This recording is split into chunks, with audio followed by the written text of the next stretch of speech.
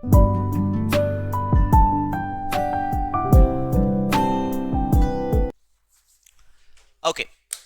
now we shall start with the new introduction of chartered accountancy. There are 5 new chapters added in economics. पूरा पुराने syllabus से BC के हटाकर 5 नए chapter, जैसा कि आपको मैं पहले भी बता चुका हूं, 5 नए चैप्टर इंस्टीट्यूट ने ऐड किए हैं। उसमें 4 चैप्टर पहले सीए इंटरमीडिएट में हुआ करते थे, अब उसको फाउंडेशन में आ गए और एक नया चैप्टर आ गया। तो 5 चैप्टर कुल मिलाकर 55 मार्क्स के हैं। उसमें 4 चैप्टर से 10-10 मार्क्स का है और एक नेशनल इनकम चैप्टर से 15 मार्क्स का है। तो आप मार्किंग पैटर्न आप लोगों को मैं बार बार बता चुका हूं। अपने बुक में आप देख सकते हैं इंडेक्स पेज पर कि सेकंड पेज पर देखिएगा इंडेक्स के, national income 15 marks, public finance 10 marks. अभी हम लोग पब्लिक फाइनेंस शुरू करने वाले हैं। Money markets 10 marks, international trade 10 marks और इंडियन इकोनॉमी, जो कि आप क्लास 11-12 में काफी हद तक थोड़ा बहुत पढ़ते थे, उसी का कॉमन कंसेप्ट है, 10 मार्क्स। तो कुल मिलाकर 5 चैप्टर 55 मार्क्स, 4 चैप्टर 10-10 मार्क्स का और एक चैप्टर 15 मार्क्स का। This is the system of the economics. और उसके अलावा बाकी इसके इंडेक्स पेज पर भी देख सकते हैं कि कौन सा चैप्टर माइक्रो इकोनॉमिक्स में से कौन सा चैप्टर कितने मार्क्स का आता है। एक्चुअली में इंस्टीट्यूट ने अब की बार क्या किया है कि 40 मार्क्स का माइक्रो रखा है और 60 मार्क्स का मैक्रो कर दिया, क्योंकि जो बिजनेस साइकिल था वो भी असल में मैक्रो इकोनॉमिक्स ही है। बिजनेस साइकिल है वो भी क्या है, मैक्रो। तो माइक्रो रखा है 40 मार्क्स का और मैक्रो इकोनॉमिक्स रख दिया 60 मार्क्स का। That's a wonderful change. Now we shall start the chapter. सबसे पहले आप देखिएगा अपने अगर इंडेक्स पेज पर जाएंगे, अगर आप अपने इंडेक्स पेज पर जाएंगे तो यू फाइंड दैट कि पब्लिक फाइनेंस को हम लोगों ने 5 चैप्टर्स में डिवाइड किया है। We have classified the chapter into 5 part. तो we have divided the chapter into 5 sub parts. Public finance का मतलब क्या होता है मैं पहले एक बार बता देता हूं कि पब्लिक फाइनेंस का मतलब यहां पर गवर्नमेंट के फाइनेंशियल फंक्शंस की बात कर रहे हैं हम लोग, कि सरकार क्या करता है पब्लिक के लिए और कैसे करता है, ये चीज हम लोग यहां पर पढ़ रहे हैं। आपके स्टडी मेटेरियल में 4 चैप्टर दिए हुए हैं, पर मैंने उसको 5 यूनिट्स में डिवाइड करके दिया है। क्या क्या है मैं आपको समझा देता हूं।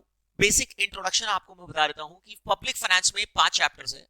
पहला है फिस्कल फंक्शंस। फिस्कल फंक्शंस का मतलब होता है कि सरकार को क्या करना चाहिए, सरकार का क्या जॉब होना चाहिए, सरकार को क्या क्या करने चाहिए, उनकी ड्यूटीज यहां पर लिखी गई है।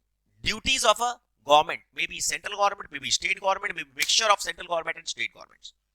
तो पहले चैप्टर में आप पढ़ते हैं फिस्कल फंक्शंस का मतलब ड्यूटी ऑफ गवर्नमेंट्स, सरकार का क्या काम होता है। दूसरा चैप्टर और तीसरा चैप्टर जो है वो एक दूसरे से काफी हद तक कनेक्टेड है। Market failure. मार्केट फेलियर और government intervention to connect market failure का मतलब क्या है, ये एकदम पूरा नया चीज है। मतलब क्लास 11-12 में कुछ भी नहीं जानते हैं शायद। गवर्नमेंट फेलियर का मतलब क्या है कि कुछ कुछ केसेस में what happens is, sorry, market failure में व्हाट हैपेंस इज कि कुछ कुछ केसेस में सरकार को इंटरफेरेंस करना पड़ता है। अगर सरकार वहां पर इंटरफेरेंस नहीं करेगी तो पब्लिक सरवाइव नहीं कर पाएगी। तो पहला सिचुएशन क्या है, पहला चैप्टर में क्या है, सरकार का काम क्या होना चाहिए। दूसरे चैप्टर में क्या है, सरकार को क्यों घुसना चाहिए बिजनेस में, सरकार को क्यों रेगुलेशंस करना चाहिए, क्यों।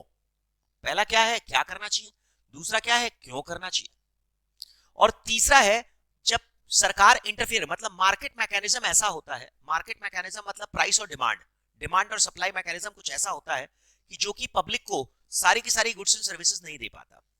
तो इसीलिए सरकार को घुसना चाहिए, बीच में घुसकर उस प्रॉब्लम को सॉल्व करना चाहिए। पढ़ाएंगे तब समझ में आएगा, चिंता मत करो, अभी आने वाले। और तीसरा चैप्टर है कि भाई सरकार घुसता कैसे है, how do government interfere in the market system. सरकार रेगुलेशन कैसे करता है, कि प्रॉब्लम्स की को सॉल्व कैसे करता है। तो ये एक अलग ही टाइप का स्टडी है। मतलब आप खुद सोचेंगे ये क्या है सर, मतलब this is entirely a different type of economics. इसमें काफी हद तक प्रवचन मिलेगा, बाबा जी का प्रवचन मिलेगा, मैं ही दूंगा, मैं ही आपको प्रवचन दूंगा कि सरकार को क्यों घुसना चाहिए।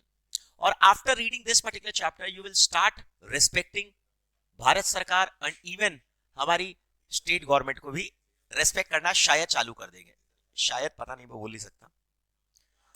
और चौथा पांचवा जब आप चैप्टर पढ़ते हैं तब आपको लगता है हाँ ठीक है ये एक्चुअली में इकोनॉमिक्स है। प्रोसेस ऑफ बजट मेकिंग, जो कि बजट का डिस्कशन था, बजटरी डेफिसिट, फिस्कल डेफिसिट, अलग अलग तरह के सरप्लस डेफिसिट्स, अलग अलग तरह के टर्म्स पढ़ते हैं।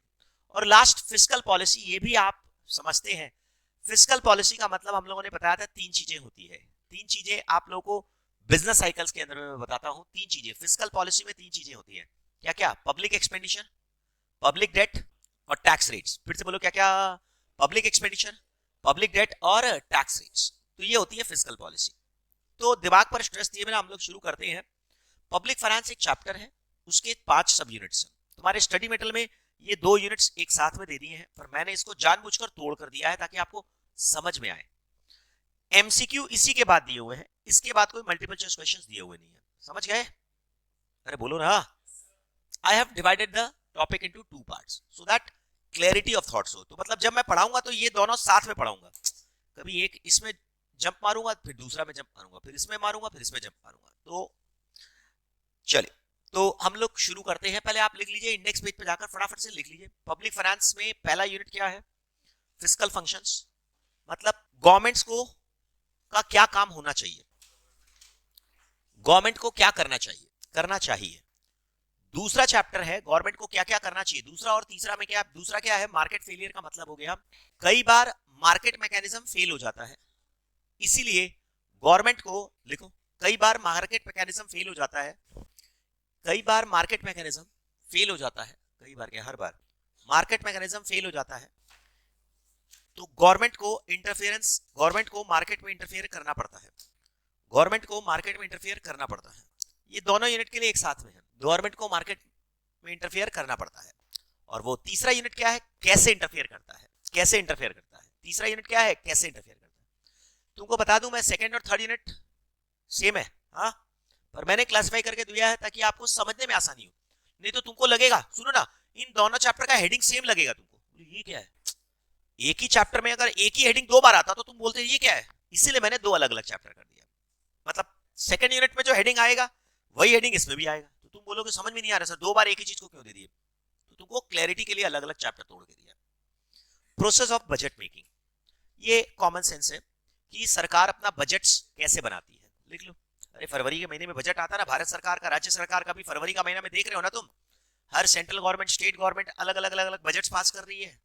सरकार बजट कैसे बनाती है, और ये असल में आ जाएगा फिस्कल पॉलिसी। क्या लिख लो ब्रैकेट में 3 चीज, 3 वैसे 4 होता है, लिख लो।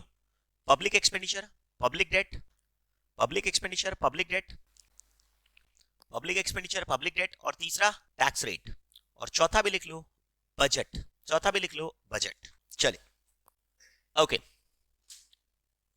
Now we shall start the fiscal function. देखो थोड़ा नया बुक है तो कुछ हल्का माइनर सा 99.99% काफी हद तक करेक्ट है, परंतु थोड़ा सा क्या है कि वो कॉपी करने में स्टाफ ने थोड़ा सा मिस्टेक कर दिया। एक बार चेक भी किया गया पर थोड़ा सा कहीं कहीं पर मिस हो गया, कोई खास बात नहीं है, ठीक कर लेंगे हम लोग। सर पहले पहले में ही गलती हो गया, नहीं नहीं कोई बात नहीं, वो मैंने असल में टेबल बना कर दिया था, उसको इंस्ट्रक्शन दिया था कि मेन टॉपिक है, वो मेन टॉपिक ही लिख दिया। सुनो, स्टेबलाइजेशन फंक्शन ब्रैकेट में लिख लो मैक्रो। आओ नाउ सुनिए, फिस्कल फंक्शंस का मतलब क्या है। फिस्कल वर्ड का तुम मतलब एक्चुअली में इकोनॉमिक्स में फिस्कल वर्ड का मतलब कुछ अलग होता है, यहां पर वो फिस्कल वर्ड नहीं है। एक्चुअली में फिस्कल फंक्शंस का मतलब एक्चुअली में इकोनॉमिक्स में वर्ड होता है, फिस्कल का मतलब होता है something like public expenditure, tax rate और पब्लिक डेट और बजट मेकिंग। तो वो अभी उसको छोड़ दो, अभी इस चैप्टर के नाम पर मत जाओ, इस चैप्टर के हेडिंग्स पर जाओ कि इसको क्या बोलना चाहता है ये। इसका हेडिंग मेरे को लग रहा है कि चैप्टर का नाम थोड़ा गलत था, इसका चैप्टर का हेडिंग होना चाहिए था कि सरकार का क्या क्या काम होना चाहिए, गवर्नमेंट फंक्शंस। ठीक है चलो कोई बात, फिस्कल फंक्शन नहीं बोलकर इसका चैप्टर का नाम हिसाब से क्या होना चाहिए था, गवर्नमेंट फंक्शन। पर मैं अगर गवर्नमेंट फंक्शन लिख देता तो तुम लोग बोलते सर स्टडी मैट में ये है, इसमें ये है, क्या है। ठीक है छोड़ो। तो क्वेश्चन उठता है कि किसी भी सरकार का, चाहे भारत सरकार का या राज्य सरकार का, क्या क्या काम होना चाहिए। तो किसी भी सरकार के 3 काम होने चाहिए। मेरे साथ साथ में एक बार याद करो ना, 3 काम क्या क्या होने चाहिए, बोल बोलकर पढ़ो ना। पहला क्या है? Allocation function. दूसरा क्या है? रीडिस्ट्रीब्यूशन या डिस्ट्रीब्यूशन, दोनों ही एक ही है। क्या बोला एक बार? रीडिस्ट्रीब्यूशन या डिस्ट्रीब्यूशन फंक्शन। और तीसरा क्या है? Stabilisation function. एक बार याद करो ना, पहला क्या है? Allocation function. दूसरा क्या है? रीडिस्ट्रीब्यूशन या फिर डिस्ट्रीब्यूशन फंक्शन। और तीसरा क्या है, stabilisation function. What is allocation function? Allocation function का मतलब होता है किसी भी सरकार का काम होता है कि सारे तरह के गुड्स एंड सर्विसेज प्रोड्यूस होने चाहिए। रुक जाओ, लिखना नहीं है, फिर से बोलो, क्या बोला? सारे तरह के, फिर से बोलो, क्या बोला? सारे तरह के गुड्स एंड सर्विसेज प्रोड्यूस होने चाहिए। फिर से बोलो, क्या बोला? सारे तरह के गुड्स एंड सर्विसेज प्रोड्यूस होने चाहिए। अब जब भी हम लोग गुड्स एंड सर्विसेज की बात करते हैं तो साधारण मनुष्य क्या सोचता है? गुड्स का मतलब रोटी, कपड़ा और मकान? नहीं, सिर्फ इतना ही नहीं है। यहां पर गुड्स का मतलब बहुत सारी चीजें, मतलब everything you can actually imagine what you use. अब क्या क्या चीज? सर, फ्रेश एयर भी हम लोग यूज करते हैं, सर पार्क में भी हम लोग टहलते हैं, सर सड़क पर भी हम लोग ट्रैवल करते हैं, रात को हम लोग शांति से सोते भी हैं, पीसफुली हम लोग अपना जिंदगी व्यतीत भी करते हैं, इंटरटेनमेंट भी करते हैं, पढ़ाई भी करते हैं। तो सारा तरह का मतलब सरकार का काम होना चाहिए ऑल टाइप्स ऑफ, फिर से बोलो, all type of goods and services must be produced. Goods and services का मतलब रोटी, कपड़ा, मकान तो है ही, साथ ही साथ क्या पार्क गुड्स नहीं है क्या? क्या फ्रेश ऑक्सीजन गुड्स नहीं है क्या? अगर आपको बोला जाए कि मान लो, अगर मैं आपको बोलता हूं कि सरकार अगर नहीं होता तो go back to 10,000 years back, जब सोसाइटी डेवलप नहीं था, ह्यूमन सिविलाइजेशन डेवलप नहीं हुआ था, बंदर की तरह आदमी हुआ करता था, चेहरे पर, हाथ पर, पांव पर बाल होते थे, और 10,000 नहीं, समझ लो 10 लाख साल पहले वो 4 कदमों पर चलता था, और धीरे धीरे करके वो खड़ा हुआ इवोल्यूशन। मैं आपको क्या बोलना चाहता हूं, उस बात को समझो जरा। सारे तरह के गुड्स एंड सर्विसेज मतलब उस समय प्रॉब्लम क्या क्या ह्यूमन बीइंग को फेस करना पड़ता था, और आज वो नहीं प्रॉब्लम फेस करना पड़ता क्योंकि सरकार आ गई। क्या, एक बात समझो जरा, अगर मान लो कोई भी सरकार नहीं होता, राज्य सरकार या भारत सरकार नहीं होता, तो कई सारी चीजें ऐसी है जो बनती ही नहीं, जो काफी जरूरी चीजें हैं वो बनती ही नहीं, और कुछ चीजें ऐसी है जो रुकती ही नहीं। मतलब अब जैसे मान लो, अगर हर चीज को सरकार अगर मार्केट मैकेनिज्म पर छोड़ दे तो प्रॉब्लम क्या होता था कि कई सारे गुड्स एंड सर्विसेज बनेंगे ही नहीं, और कई सारे गुड्स एंड सर्विसेज इतने ज्यादा बनेंगे कि वो सोसाइटी को नुकसान करेंगे। अब जैसे मान लो फॉर एग्जांपल पार्क, से फॉर एग्जांपल सड़क, से फॉर एग्जांपल डिफेंस, से for example law and order, justice, police department, ये सब होंगे ही नहीं, ये सब होंगे ही नहीं। होंगे नहीं का मतलब आप एक बात समझिए, वाटर सप्लाई, इलेक्ट्रिसिटी सप्लाई, ये बहुत बड़ा प्रॉब्लम हो जाएगा। क्या तरह का? अगर मान लो आपको मैं बोलता हूं आज हमारे घरों में, हमारे ऑफिस में, हमारी फैक्ट्रीज में सरकार पानी देती है, साफ पानी देती है, कितना रुपया चार्ज करती है? मे बी 100 रुपया पर मंथ। हमको तो इवन मालूम भी नहीं है, क्योंकि हम लोग एक मेंटेनेंस कॉस्ट एक देते हैं, उसमें कितना वाटर सप्लाई का कॉस्ट है पता नहीं, मे बी 100 रुपया पर मंथ है कि 200 रुपया पर मंथ है, पता भी नहीं है। परंतु आप दिन भर में जितना पानी यूज करते हैं, क्या उसका सिर्फ वैल्यू 100 रुपया पर मंथ है? नहीं है। आप अगर मिनरल वाटर खरीदते हैं तो 1 लीटर 20 रुपए मिलता है, समझ में आ रहा है? और दिन भर में एक एक आदमी कम से कम 100 से 200 लीटर यूज करता होगा। I don't know, actual calculations are not important. तो जब भारत सरकार या राज्य सरकार आपको साफ पीने का स्वच्छ पानी प्रोवाइड कर रही है, तब जाकर आपको मार्केट में जो बॉटल में मिल रहा है 20 रुपए पर लीटर में मिल रहा है। समझ रहे हो? इमेजिन द सिचुएशन कि अगर सरकार नहीं होती और पानी प्रोवाइड नहीं करती तो क्या होता जिंदगी में। अगर सारी चीजों को मार्केट मैकेनिज्म्स पर छोड़ दिया जाता कि भैया जो पब्लिक है, प्राइवेट है, वो लोग सब पानी बनाओ और बेचो, तो क्या होता? क्या आपको 20 रुपए में 1 लीटर पानी मिलता? कितना प्राइस होता तुम इमेजिन कर पा रहे हो?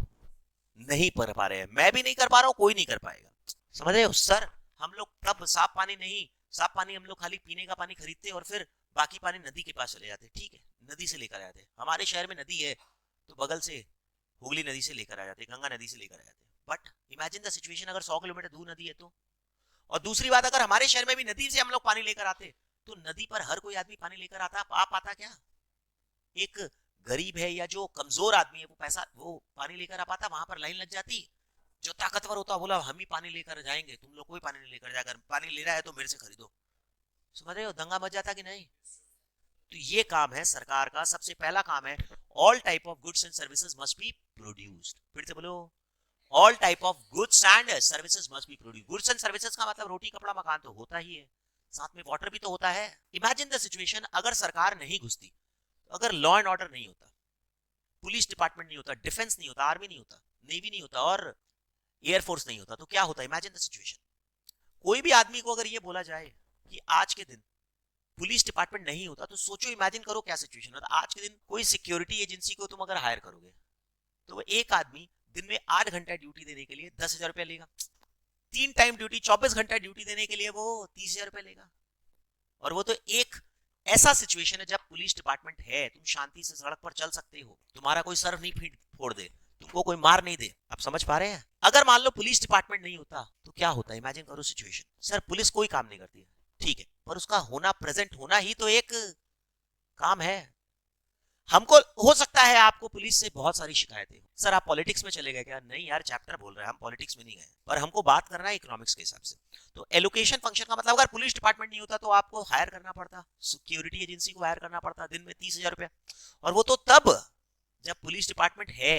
अगर पुलिस नहीं होता तो सिक्योरिटी का चार्ज क्या होता? क्या मिडिल क्लास आदमी, गरीब आदमी उसको अफोर्ड कर पाता?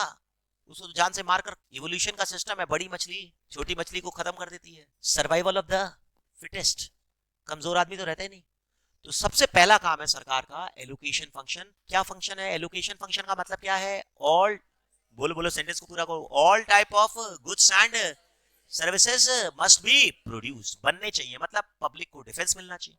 मान लो, इमेजिन करो अगर डिफेंस नहीं होता तो क्या होता? तुमको अगर बोला जाए कि भैया हम लोग टैक्स दो ताकि डिफेंस का खर्चा मेंटेन कर सके, तो तुम, कई आदमी बोलते हैं हमको कोई डर नहीं लगता है रे, हमें बहुत ताकत है, पर एक गोली और सब कुछ खत्म। खत्म कि नहीं? कॉकरोच देखकर डर जाएंगे, परंतु टैक्स नहीं देंगे, हम टैक्स नहीं देंगे, हमें बहुत ताकत है, हमको पुलिस नहीं चाहिए, कोई नहीं मार सकता। अरे तो सबके पास तो ताकत नहीं है ना। Are you understanding this? तो ये काम है सरकार का कि पहला काम क्या है? All type of goods and services must B produce. All type of goods and, कोई आदमी पार्क के लिए पैसा नहीं देगा, हमको नहीं चाहिए फ्रेश ऑक्सीजन, हम पॉल्यूशन में रह जाएंगे। मेरी बात समझ रहे हो? कोई आदमी सड़क के लिए पैसा नहीं देगा, हम घर में ही रहेंगे। अरे तो घर में रहेंगे तो कोई आकर सर फोड़ देगा, उसके लिए सिक्योरिटी, हमें बहुत ताकत है। अच्छा वो सिक्योरिटी तो ठीक है, दूसरा देश का आदमी आकर अगर हमला कर देगा तो हमको डर नहीं लगता, सोसाइटी रहेगा कहां? Are you understanding this? तो सबसे पहला फंक्शन क्या है सरकार का? एलोकेशन फंक्शन का मतलब क्या है? प्लीज शब्दों पर मत जाओ, शब्दों पर मत जाओ, इसका मीनिंग पर जाओ। All type of goods and services must B produce, and goods and services means what? इसमें रोटी कपड़ा मकान तो होगा ही, जो कि सभी जानते हैं। सिक्योरिटी भी होगा, पीस भी होगा, डिफेंस भी होगा, लॉ एंड ऑर्डर भी होगा, जस्टिस भी होगा, वाटर सप्लाई भी होगा, इलेक्ट्रिक सप्लाई भी होगा, रेलवेज भी होंगे, सड़कें भी होंगी, सड़क भी होगी, फ्रेश एयर भी होगा।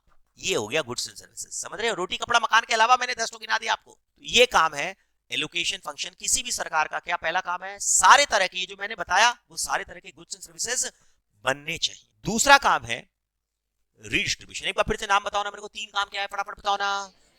एलोकेशन फंक्शन मतलब पहला क्या है? Allocation function. दूसरा क्या है? रीडिस्ट्रीब्यूशन या डिस्ट्रीब्यूशन। कहीं पर इसको डिस्ट्रीब्यूशन लिखा हुआ है, कहीं पर इसको रीडिस्ट्रीब्यूशन लिखा हुआ है, उससे मतलब नहीं है। और तीसरा काम क्या है? Stabilisation function, stability. रुको बता रहे। दूसरा काम है, पहला काम क्या है? एलोकेशन का मतलब एक लाइन में सिंगल बोलना, all type of goods and services must B produce. और गुड्स एंड सर्विसेज में आपको मैंने बहुत सारा चीज बताया, वो समझ में आ गया, मैं लिखवा दूंगा, चिंता मत करो। दूसरा काम क्या है? सारे तरह के सामान, सारे तरह के लोगों को सब टाइम पर, जेन्युइन प्राइस पर, रीजनेबल प्राइस पर अवेलेबल भी होने चाहिए। फिर से बोलो, खाली प्रोड्यूस करना जरूरी नहीं है, परंतु हर इंसान को, हर कैटेगरी के आदमी को हर समय पर रीजनेबल प्राइस पर मिलने भी चाहिए। वो होगा डिस्ट्रीब्यूशन या रीडिस्ट्रीब्यूशन फंक्शन। फिर से बोलो, क्या बोला? All type of goods and services must be available to all people या all citizens at all times at reasonable prices. मतलब हर इंसान को वो मिलना भी चाहिए, कि अगर कोई गरीब आदमी है तो उसको भी मिलना चाहिए, हैंडीकैप्ड है उसको भी सिक्योरिटी मिलना चाहिए, उसको भी पीस मिलना चाहिए, उसको भी रेस्पेक्ट मिलना चाहिए। मैं गुड्स एंड सर्विसेज में एक वर्ड भूल गया, रेस्पेक्ट। मैं गुड्स एंड सर्विसेज में एक वर्ड भूल गया, फ्रीडम। मैं गुड्स एंड सर्विसेज में एक वर्ड भूल गया, रेस्पेक्ट, फ्रीडम, इंडिपेंडेंस। समझ रहे हो? तो वो भी मिलने भी चाहिए, हर इंसान को मिलने चाहिए, चाहे वो गरीब हो, चाहे वो अमीर हो, चाहे वो हैंडीकैप्ड हो, चाहे वो स्ट्रॉन्ग पर्सन हो, चाहे वो बच्चा हो, चाहे वो बूढ़ा हो। तो ये मिलना भी चाहिए, और हर टाइम पर मिलना चाहिए, और हर जगह पर मिलना चाहिए। मतलब अगर बैकवर्ड एरिया में है तो वहां पर मिलना चाहिए, और अगर तुम शहर के बीच में रह रहे हो तो भी तुमको ये सिक्योरिटी भी मिलना चाहिए, डिफेंस भी मिलना चाहिए, पॉल्यूशन भी नहीं होना चाहिए, और शांति भी होना चाहिए। तो ये सारे तरह के गुड्स एंड सर्विसेज हर आदमी को हर समय पर मिलने चाहिए, और वो भी किस पर? रीजनेबल प्राइस पर, या कई कई चीजों में नो प्राइस पर। This is the second job of government, that is redistribution function. एक सोशल इकोनॉमिस्ट था, एक आई शुड से सोशल नहीं, एक इकोनॉमिस्ट था, रिचर्ड मसग्रेव, यूएस का एक इकोनॉमिस्ट था, रिचर्ड मसग्रेव। उसने कहा था, ये सारी चीजें उसने दी थी 1959 में, उसने दी थी ये सारी चीजें। कब दी थी? 1959। और उसकी डेथ 2007 में हुई थी, 2007 में ही उसकी डेथ हुई थी रिचर्ड मसग्रेव। 1910 में पैदा हुआ था, 2007 को। सब इसका बर्थ और डेथ ईयर से मेरे को मतलब नहीं है, हमको मतलब है उसके कंटेंट से। उसने क्या बोला रिचर्ड मसग्रेव ने? ये सब फिस्कल फंक्शंस के बारे में बात किया। उसने बोला कि ये दोनों काम जो है ना, मतलब देश के अंदर में फेडरल सिस्टम होना चाहिए। क्या होना चाहिए? Federal structure. What is this federal structure? Federal structure अभी जैसे तुम लोग देख रहे हो, भारत सरकार और कर्नाटका गवर्नमेंट के बीच में झगड़ा चल रहा है। क्या वो लोग चिल्ला रहे हैं पागलों की तरह? वो भी आएगा इसमें, वो सब इसमें आएगा। क्या चिल्ला रहे हैं वो लोग? वो लोग बोल रहे हैं कि सर, कर्नाटका स्टेट गवर्नमेंट को भारत सरकार जो है वो साउथ में है, इसीलिए साउथ के स्टेट्स को वो लोग नुकसान कर रहे हैं। साउथ के स्टेट्स को नुकसान हो रहा है, टैक्स में शेयर कम मिल रहा है, टैक्स में शेयर कम मिल रहा है। फेडरल स्ट्रक्चर का मतलब क्या होता है? फेडरल स्ट्रक्चर का मतलब होता है भारत सरकार और राज्य सरकार, सेंट्रल गवर्नमेंट, स्टेट गवर्नमेंट, छोटी छोटी, सब मिलकर काम करनी चाहिए। दोनों के पास इक्वल इक्वल इक्वल पावर होना चाहिए। आज के दिन तुम जीएसटी देते हो ना, जीएसटी तुमको पता होगा, सेंट्रल जीएसटी और स्टेट जीएसटी दोनों इक्वल रेट है ना? हाँ या ना? तो इससे क्या होता है एक्चुअली में, GST is a consumption based tax. फिर से बोलो, कंजम्पशन बेस्ड टैक्स। इसके पहले जो था ना, वैट था, एक्साइज था। Excise was actually a production based tax और VAT was a consumption based tax. क्या होता था, मैं आपको स्ट्रक्चर बता दूं, इस चैप्टर के लास्ट में वो आने वाला है, चिंता मत करो। होता क्या था, प्रोडक्शन टैक्स पहले क्या था? प्रोडक्शन टैक्स था। जब सामान बनता था तो एक्साइज देना पड़ता था, जब सामान बिकता था तो सेल्स टैक्स या वैट देना पड़ता था, 2017 के पहले। ठीक है, फिर से बोलो, एक्साइज क्या था बताओ ना? प्रोडक्शन, जब सामान बनेगा तो टैक्स दो, जब सामान बिकेगा तो वैट दो। तो होता क्या था इंडिया के अंदर में, आज के दिन क्या है कि जो साउथर्न स्टेट्स है ना, जो इंडिया का मैप है उसमें जो साउथर्न स्टेट्स है, तमिलनाडु हो गए, केरला हो गए, कर्नाटका हो गए, आंध्र प्रदेश हो गए, तेलंगाना हो गए, ये जो है ना वो काफी ज्यादा प्रोडक्शन में डेवलप है। सबसे ज्यादा बड़ा प्रोड्यूसर तमिलनाडु है, सबसे ज्यादा फैक्ट्री तमिलनाडु में। कर्नाटका यार अपना आईटी कैपिटल है, बेंगलोर, समझ रहे हो? तो वहां पर मतलब प्रोडक्शन बहुत जबरदस्त होता है। तो जीएसटी आने के पहले क्या था कि साउथर्न स्टेट जो इंडिया के, ये इंडिया का मैप हम पेनिनसुला बनाया नीचे का, तो जो इंडिया के 4-5 नीचे के स्टेट थे वहां पर प्रोडक्शन ज्यादा होता है। और इंडिया के जो ऊपर के स्टेट है जैसे यूपी, बिहार, इसमें पॉपुलेशन बहुत ज्यादा है। यूपी सबसे ज्यादा पॉपुलेशन है, बिहार सबसे सेकंड नंबर पर है, बंगाल हो गया, फिर उसके बाद में राजस्थान हो गया, महाराष्ट्र हो गया, ये सब बहुत हाईली पॉपुलेशन स्टेट्स है। तो यहाँ पर कंजम्पशन बहुत ज्यादा होता है। क्या चीज ज्यादा होता है? कंजम्पशन। तो पुराने जमाने में क्या था कि साउथर्न स्टेट्स में प्रोडक्शन ज्यादा होता था, तो वो लोग को एक्साइज का कलेक्शन ज्यादा होता था। जब माल फैक्ट्री से बनकर आएगा तो एक्साइज दो, तो वो स्टेट गवर्नमेंट के पेट में जाएगा। और जब वो बिकेगा तो वो जहां पर बिकेगा कंजम्पशन पर टैक्स लगता था। तो पहले क्या था, मान लो इमेजिन करो 10% एक्साइज था, मन से बोल रहे हैं, और 10% वैट था। तो हम अगर मान लो साउथ में प्रोड्यूस किए और नॉर्थ में बेचे, तो साउथ स्टेट गवर्नमेंट को कितना मिल गया बताओ ना? 10। नॉर्थ स्टेट गवर्नमेंट को कितना मिल गया? 10। ठीक, पहले मिलता था तो साउथ स्टेट गवर्नमेंट को 10 मिलता था, बहुत खुश था। अब क्या हुआ? जीएसटी आ गया। जीएसटी आने से क्या हुआ कि सारा का सारा टैक्स किस पर होने लग गया? कंजम्पशन पर। तो जो आदमी साउथ में बना रहा है और वो माल अगर नॉर्थ में बिक रहा है तो उसको उस पर टैक्स ही नहीं मिल रहा है। टैक्स नहीं मिल रहा है। टैक्स मिल रहा है क्योंकि जीएसटी क्या है, जब माल बिकेगा तब टैक्स मिलेगा, फैक्ट्री में बनेगा तो टैक्स नहीं मिलेगा। ले तेरी। अब तो इससे क्या हुआ, नॉर्थन स्टेट जो गरीब स्टेट्स थे, जहां पर कंजम्पशन ज्यादा था, जहां पर खाना खाओ खाओ खाओ ज्यादा था, कंजम्पशन ज्यादा था, काम करते नहीं थे लोग। इसको नेगेटिवली मत लेना, मैं फैक्ट बता रहा हूँ। काम कम करते हैं, अब कंजम्पशन ज्यादा करते हैं, प्रोडक्शन कम करते हैं। बात समझ में आ रही है? गरीबी ज्यादा है, तो वहां पर क्या हुआ, वहां पर टैक्स कलेक्शन, वहां पर कंजम्पशन ज्यादा हो रहा है तो उसके चलते टैक्स ज्यादा मिल रहा है। तो साउथर्न स्टेट्स को फायदा हुआ कि नुकसान हुआ बताओ? नुकसान हुआ ना। जीएसटी जब पास हुआ तो तमिलनाडु की जो स्टेट गवर्नमेंट थी ना, एआईएडीएमके, जिसकी फाउंडर थी जयललिता, वो बोली कि हम जीएसटी को पास नहीं करने देंगे। और सबसे पहले जीएसटी में सपोर्ट किसने किया मालूम है? इमेजिन नहीं कर सकोगे किसने? हमारी दीदी ने। दीदी बोले तो ममता दीदी ने। इमेजिन नहीं कर सकते, बीजेपी ने जीएसटी लाया और ममता दीदी सपोर्ट कर दी। क्यों? यही तो कारण है। बोले कि यहाँ पर कंजम्पशन ज्यादा है, फैक्ट्री नहीं है, माल नहीं बनता, तो जीएसटी आएगा तो टैक्स बढ़ेगा। अब समझ में आ रहा है? तो डेवलपमेंट के लिए यहाँ पर कुछ तो मिलेगा आपको। बात समझ पा रहे हैं? तो ये कंजम्पशन बेस्ड टैक्स था। जीएसटी क्या है? Consumption based tax. तो अब क्या हो रहा है कि साउथर्न स्टेट्स क्या चिल्ला रहे हैं कि हम लोग काम अच्छा किए, हम लोग प्रोडक्शन ज्यादा करते हैं, पर जीएसटी आने के बाद हमारा तो वाट लग गया, हमारा तो कंजम्पशन कम हो रहा है, प्रोडक्शन ज्यादा हो रहा है, कंजम्पशन कम हो रहा है।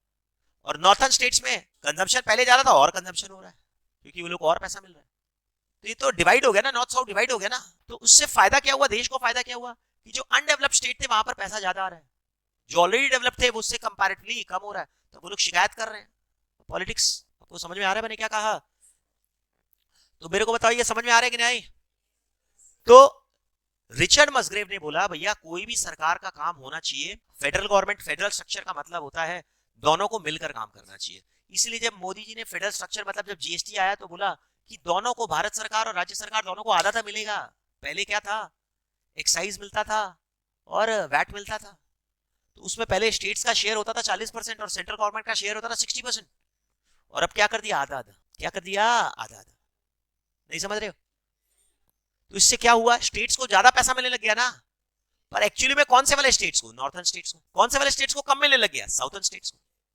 तो उसके लिए भी जीएसटी का कंपेंसेशन स्कीम लाया गया कि तुमको अगले 5 साल तक, कितना साल तक? 5 साल तक पहले जितना मिलता था और अब जीएसटी में जितना मिलता है उसके बीच में जो डिफरेंस है वो हम सरकार, भारत सरकार कंपेंसेट करेगी। शांति बैठो। पर 5 साल तक। कितना साल तक? 5 साल।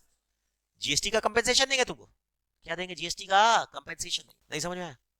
तुमको पहले जितना मिलता था प्लस अभी जितना मिलता है, उन दोनों के बीच का डिफरेंस, उन दोनों के बीच का डिफरेंस वो हम तुमको कंपेंसेट देंगे अगले 5 साल तक। अब बीच में आ गया प्रॉब्लम, आ गया कोविड, तो पता नहीं था, तो उसके चलते उसको कंपेंसेशन को और 2 साल बढ़ा दिया गया, जो कि अब जाकर खत्म हो गया कंपेंसेशन, एक्स्ट्रा कंपेंसेशन। मेरी बात समझ रहे हो? वो अलग मुद्दा है। तो रिचर्ड मसग्रेव ने बोला कि किसी भी फेडरल स्ट्रक्चर का काम होना चाहिए कि ये दोनों फंक्शन जो है ना वो स्टेट गवर्नमेंट के होने चाहिए। किसके होने चाहिए? State government. इसीलिए इसको माइक्रो फंक्शंस बोलते हैं। क्या बोलते हैं? माइक्रो लेवल पर। एक बार मेरे को फंक्शन का नाम बता दो ना। एलोकेशन, रीडिस्ट्रीब्यूशन और स्टेबलाइजेशन। एलोकेशन का मतलब all type of goods and services must be produced. दूसरा क्या? All type of goods and services must be available yet provided distributed to all people at all times at reasonable prices. ये sentence छोटा सा ही है। सारा सामान हर आदमी को मिलना चाहिए, हर इंसान को मिलना चाहिए। मतलब गरीब अमीर, कॉर्नर में हो, मिडिल में हो, पिछड़े इलाके में हो कि डेवलप एरिया में हो, हैंडीकैप हो या शक्तिशाली हो, हिंदू हो चाहे मुस्लिम हो, रिलीजन से मतलब नहीं है, जेंडर हो, मेल हो फीमेल, उससे कोई मतलब नहीं है, तुमको मिलना चाहिए और रीजनेबल प्राइस पर मिलना चाहिए और हर समय मिलना चाहिए। तो ये काम रिचर्ड मसग्रेव ने बोला काफी हद तक ये दोनों स्ट्रक्चर जो है, देखो कोई भी काम भारत सरकार अकेला नहीं कर सकता, कोई भी काम राज्य सरकार अकेला नहीं कर सकता, मिलकर ही कर सकता है। बट मैं जनरल बात कर रहा हूँ, रिचर्ड मसग्रेव ने बोला ये दोनों काम किसके होने चाहिए? स्टेट गवर्नमेंट्स के ज्यादा काम होते हैं। और तीसरा है स्टेबलाइजेशन फंक्शन। ये काम जो है वो राज्य सरकार से नहीं हो सकता, ये काम सेंट्रल गवर्नमेंट का, ये काम मेन है। Macro stabilisation function. Stabilisation function क्या बोलता है कि एक्चुअली में होता क्या है, जब आप सारे तरह के गुड्स एंड सर्विसेज बनाते हैं, सारे तरह के गुड्स एंड सर्विसेज पब्लिक तक प्रोवाइड करते हैं, तो कभी कभी इकोनॉमी जो है ना बहुत ज्यादा हीट हो जाती है, कभी कभी बहुत ज्यादा ठंडी हो जाती है। बहुत ज्यादा हीट होने को क्या बोलते हैं? प्रोस्पेरिटी या बूम। इकोनॉमिक्स की भाषा में क्या बोलते हैं? प्रोस्पेरिटी या बूम। बहुत ज्यादा मंदी आने को क्या बोलते हैं? डिप्रेशन या ट्रफ। पढ़ाया बिजनेस साइकिल, वो भी नहीं होना चाहिए। मतलब इकोनॉमी में स्टेबिलिटी मेंटेन होनी चाहिए। न तो बहुत ज्यादा महंगा होना चाहिए सामान, न तो बहुत ज्यादा सस्ता होना चाहिए, क्योंकि अगर बहुत ज्यादा महंगा हुआ तो जो फिक्स्ड वेज अर्नर है उनको नुकसान होगा, बहुत ज्यादा सस्ता हुआ तो जो व्यापारी है उनको नुकसान होगा। तो इंटरेस्ट रेट बहुत ज्यादा भी नहीं होनी चाहिए, कम भी नहीं होनी चाहिए, इन्फ्लेशन रेट बहुत ज्यादा भी नहीं होनी चाहिए, कम भी नहीं होनी चाहिए, मतलब स्टेबिलिटी मेंटेन करनी चाहिए। यहां पर काम आता है central government with the function of reserve bank, central bank. नहीं समझ आया? तो ये भी काम है सरकारों का, सरकार का नहीं, किसका? सरकारों। सरकारों मतलब स्टेट गवर्नमेंट और सेंट्रल गवर्नमेंट का काम होना चाहिए। 3 काम क्या के एक बार मेरे साथ साथ में बोलना। एलोकेशन का मतलब समझ में आ गया, रीडिस्ट्रीब्यूशन का मतलब समझ में आ गया, और स्टेबलाइजेशन का मतलब कि जब ये काम कर रहा हूं मैं, सारे गुड्स एंड सर्विसेज हर आदमी तक पहुंचा रहा हूं, डिस्ट्रीब्यूट कर रहा हूं, तब उस समय स्टेबिलिटी मेंटेन होनी चाहिए इकोनॉमी में। क्या मेंटेन होनी चाहिए? स्टेबिलिटी। स्टेबलाइजर क्या होता है समझो जरा। आप कंप्यूटर में एक स्टेबलाइजर लगाते हैं ना, यूपीएस, कंप्यूटर में लगा हुआ है यूपीएस। क्या फंक्शन है उसका? आजकल तो इलेक्ट्रॉनिक इक्विपमेंट में भी आता है यूपीएस, कि जब वोल्टेज का अप्स एंड डाउन्स हो तो वो स्टेबलाइज कर ले, उसको वहां तक पहुंचने न दे और कंट्रोल कर ले, और पावर सप्लाई एकदम काफी हद तक मेंटेन करता रहे। मतलब इलेक्ट्रिक सप्लाई में अगर ऐसे ऐसे चल रहा है लाइन तब तो ठीक है, परंतु अगर ऐसे ऐसे होने लग गया तो इक्विपमेंट खराब हो जाएगा। तो वो काफी हद तक ये मेंटेन करने की कोशिश करता है इलेक्ट्रिसिटी का वोल्टेज को। तो ये स्टेबलाइजेशन फंक्शन सरकार का होता है। अब इसके कई सारे स्टेबलाइजर्स होते हैं। स्टेबलाइजर मतलब तरीके होते हैं। कुछ होते हैं ऑटोमेटिक स्टेबलाइजर्स, जो सरकार ऑटोमेटिकली अपने आप इकोनॉमी को ठंडा और गर्म करते हैं। और कुछ होते हैं डिस्क्रिशनरी स्टेबलाइजर, मतलब चलाकर हम लोग स्टेबलाइज करते हैं। क्या बोला? ऑटोमेटिक और डिस्क्रिशनरी। कुछ ऑटोमेटिक मतलब फिट कर दिया, अपने आप ही वो चलते जा रहा है, हमको कुछ करना नहीं है। और कुछ होता है डिस्क्रिशनरी, जैसे एग्जांपल के तौर पर progressive taxation is a automatic stabiliser, अपने आप ही इकोनॉमी को ठंडा और गर्म होने से रोकता है। कैसे प्रोग्रेसिव टैक्सेशन? प्रोग्रेसिव टैक्सेशन का मतलब जैसे जैसे इनकम बढ़ेगा तुम्हारा टैक्स रेट बढ़ते जाएगा बढ़ते जाएगा बढ़ते जाएगा बढ़ते जाएगा। कम कमाओगे तो 5% देना, उससे ज्यादा कमाओगे 10% देना, उससे ज्यादा कमाओगे 15% देना, फिर और 20% और 25%, 30%, 33%। नहीं समझ में आया? एक्सेसिव कमाओगे तो बहुत ज्यादा टैक्स देना पड़ेगा, कम कमाओगे तो कम टैक्स देना पड़ेगा। ये ऑटोमेटिक इकोनॉमी को स्टेबलाइज करते हैं। कैसे? और दूसरा होता है ट्रांसफर पेमेंट्स, फ्री में मुफ्त में सब्सिडी नहीं, फ्री में मुफ्त में अनएम्प्लॉयमेंट अलाउंस देना, मनरेगा, ये ऑटोमेटिक स्टेबलाइजर है। क्या सर ऑटोमेटिक मतलब? ये बोलता है देखो इंडियन इकोनॉमी में हर चीज एग्जैक्ट नहीं फिट हो सकता, क्योंकि यहाँ का पॉपुलेशन नाप सनाप है, पर काफी हद तक फिट होता है। क्या? जैसे progressive taxation is a automatic stabiliser, जैसे जैसे इनकम बढ़ेगी वैसे वैसे टैक्स बढ़ता जाएगा।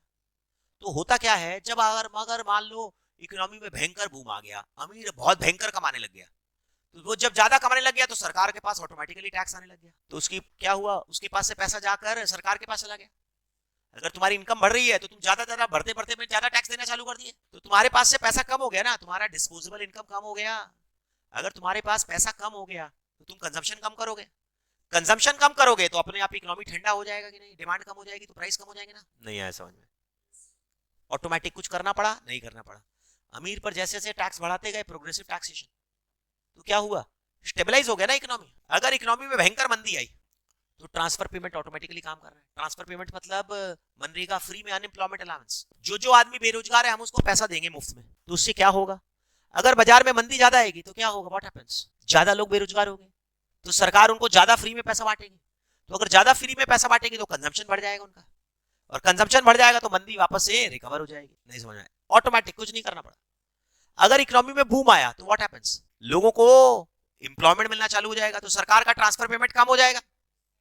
नहीं समझ में आ रहा है? अरे सरकार जो अनएम्प्लॉयमेंट बेरोजगारी का भत्ता दे रही थी, अनएम्प्लॉयमेंट अलाउंस, समझ रहे हो, वो कम हो जाएगा ना। इकोनॉमी में बूम आ रहा है, सब लोगों के पास नौकरी मिल रही है, तो वो अनएम्प्लॉयमेंट अलाउंस कम देंगे, तो लोगों के पास से डिस्पोजेबल इनकम कम हो जाएगा, तो लोग कंजम्पशन कम करेंगे तो इकोनॉमी ठंडा हो जाएगा, इकोनॉमी ठंडा हो जाएगा। Automatic stabiliser. Am I very clear in this? नहीं समझ में आ रहा है?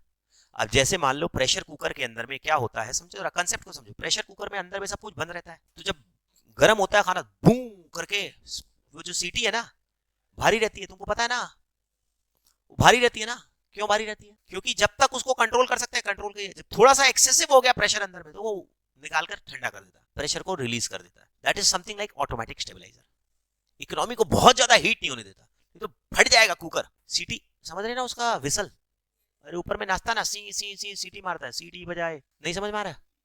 That is something like automatic stabiliser. वो अंदर में बहुत ज्यादा गर्मी भी नहीं होने देता, बहुत ज्यादा ठंडा भी नहीं होने देता। Am I very clear? That is stabiliser. चल पहले आप लोग ये बताइए, आपको समझ में आ गया ये तीनों फंक्शन का मतलब क्लियर हुआ कि नहीं? तो इस चैप्टर में आपको बेसिकली ये तीन ही पढ़ने हैं, ज्यादा नहीं पढ़ने हैं। पहला क्या है, नाम बताओ ना? Allocation function. दूसरा क्या है? डिस्ट्रीब्यूशन बोलो या रिडिस्ट्रीब्यूशन बोलो। और तीसरा क्या है? Stabilisation function. इसमें ऑटोमेटिक स्टेबलाइजर और डिस्क्रिशनरी स्टेबलाइजर आएंगे, और चैप्टर यहां पर खत्म हो जाएगा। फिर उसके बाद आएगा क्या? सेंटर और state finance, fiscal federalism by Richard Musgrave. Fiscal federalism, federalism समझ रहे हो? बोलो यार। इसमें बहुत सारी बातें आएंगी, बहुत सारा बातचीत आएगा, सेंट्रल जीएसटी और स्टेट जीएसटी का बातें आएगी, और तब चैप्टर खत्म हो जाएगा। चार चीज समझ में आ गई ना? फिस्कल फेडरलिज्म भी आएगा। फिस्कल फेडरलिज्म समझ में आ रहा है क्यों?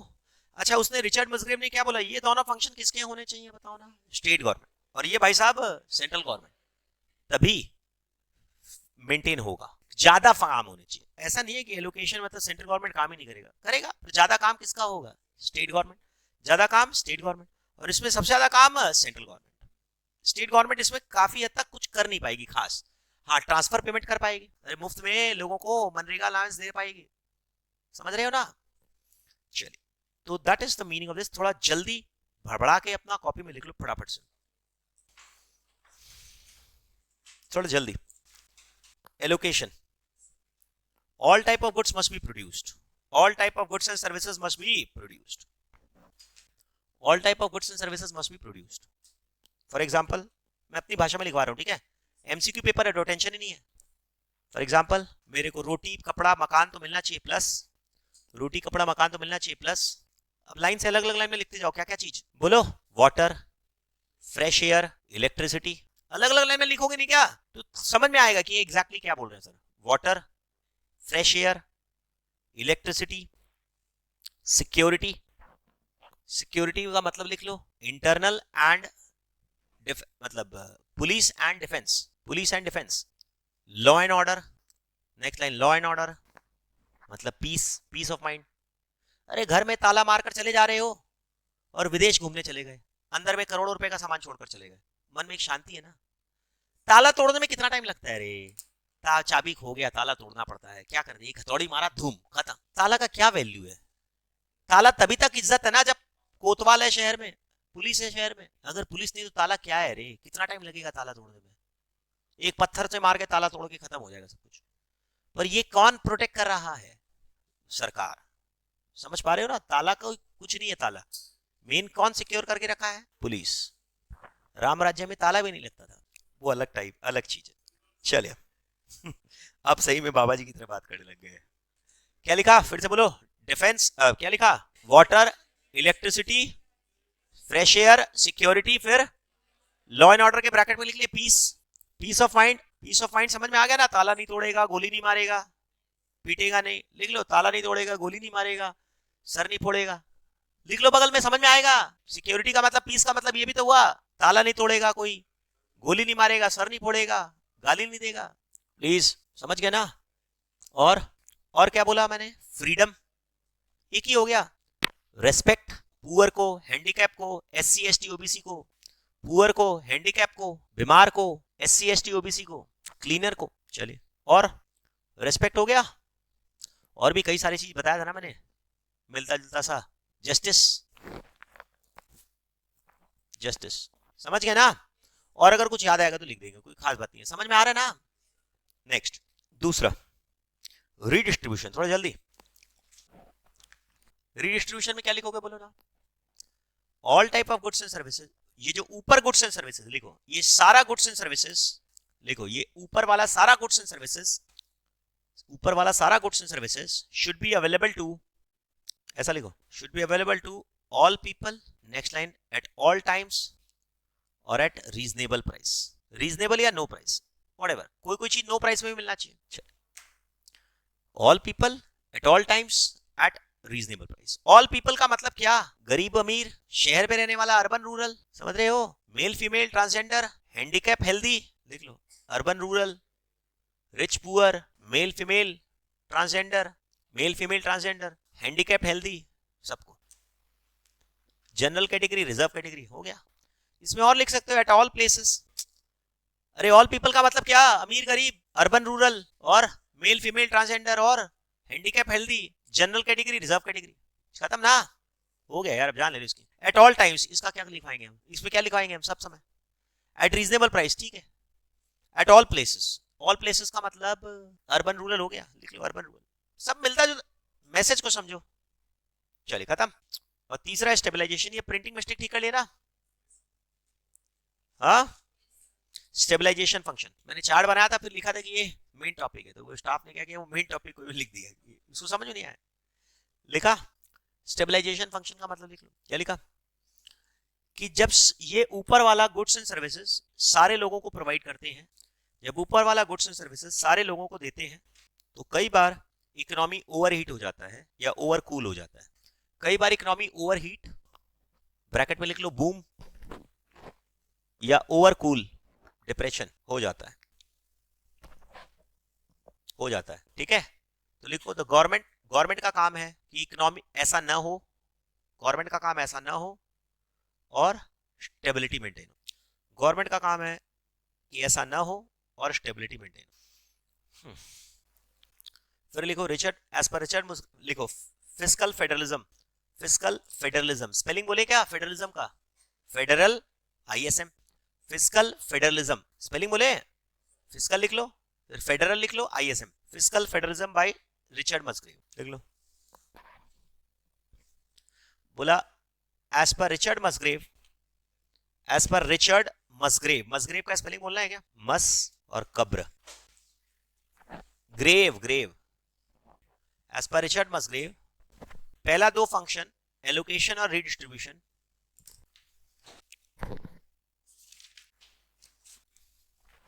एलोकेशन और रीडिस्ट्रीब्यूशन ये दोनों स्टेट गवर्नमेंट का होता है, होना चाहिए। अरे यार क्या कर रहे हो? एलोकेशन और रीडिस्ट्रीब्यूशन स्टेट गवर्नमेंट का होना चाहिए।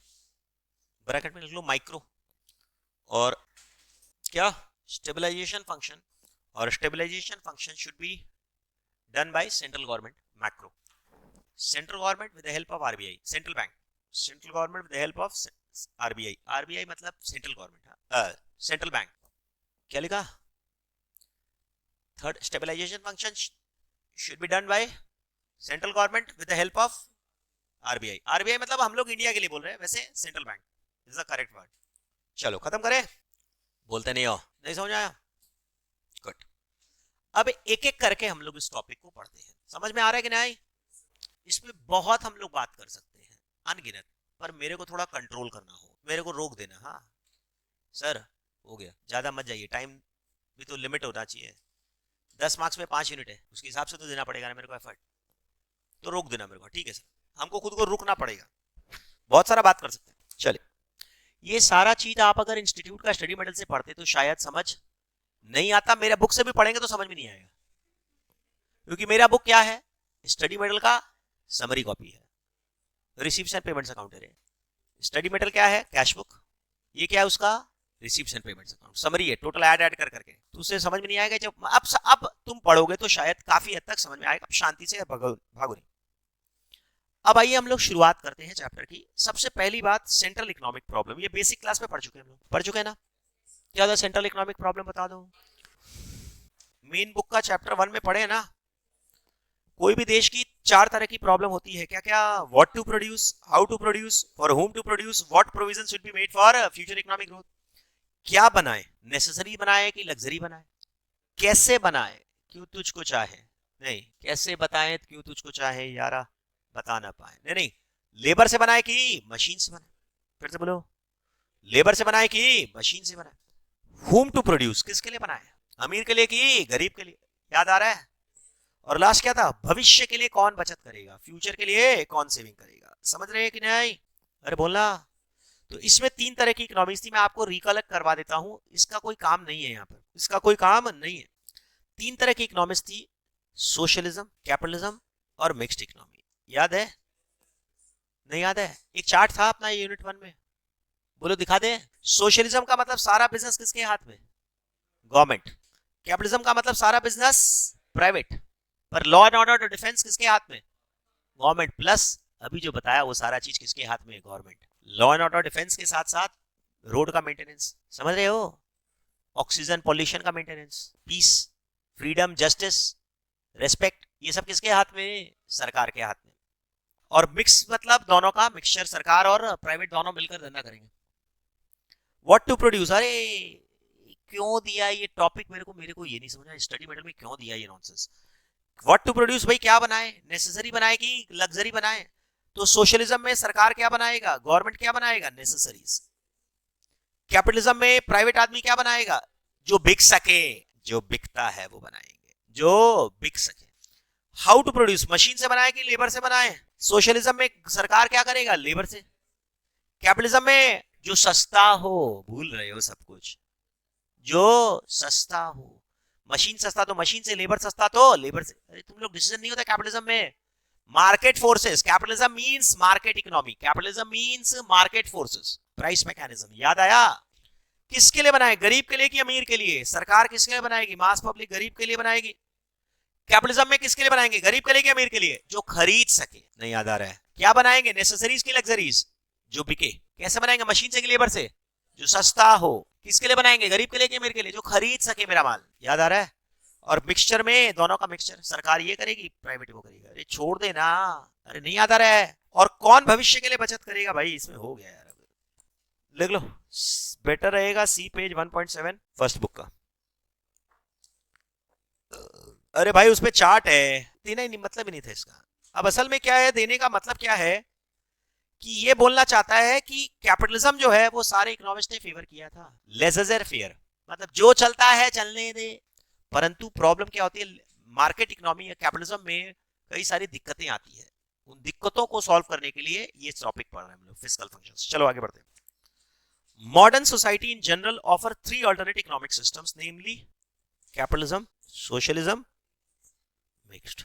मेरे ख्याल से समझ में आ गया पूरा, क्लियर? फिर से बोलो क्या क्या? कैपिटलिज्म, सोशलिज्म और मिक्स्ड। लिख नहीं रहे हैं आप लोग? समझ पा रहे हैं ना? अरे हाँ या ना तो बोलेगा। चलो पहले ये बताओ, ये समझ में आएगा नहीं? अब सरकार का क्या काम है, फटाफट बताओ ना। ये आ गया कहानी। Richard Musgrave in his classic treatise, The Theory of Public Finance. My God. Richard Musgrave in a classic treatise, treatise मतलब theory है, book है, The Theory of Public Finance, introduced a three-branch taxonomy of the role of government. Allocation role, distribution role और stabilization role. मेरे ख्याल से समझ में आ गया? बोलो ना। नहीं आया लग रहा, मेरे को लग रहा नहीं आया। पहला है एलोकेशन फंक्शन, काफी हद तक मैंने बताया ना क्या होता है एलोकेशन फंक्शन का मतलब, हिंदी में इंग्लिश में बोलो फटाफट। अभी हम लोग तीन फंक्शन का बात की है, अब तीनों फंक्शन को डिटेल में पढ़ रहे हैं। तो पढ़ने के पहले मैं आपको बोलूंगा वापस से अपना कॉपी में जो एलोकेशन का डेफिनेशन देखा ना वो देखोगे। बोलो एलोकेशन का मतलब क्या हुआ, बताओ ना। All type of goods and services must be produced, copy दो। All type of goods and services must be क्या? प्रोड्यूस्ड।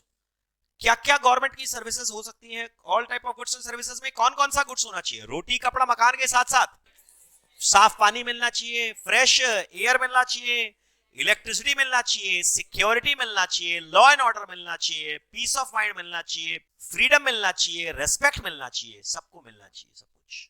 ये होता है all type of goods and services must be produced. याद रखने के लिए कुछ नहीं हो सकता।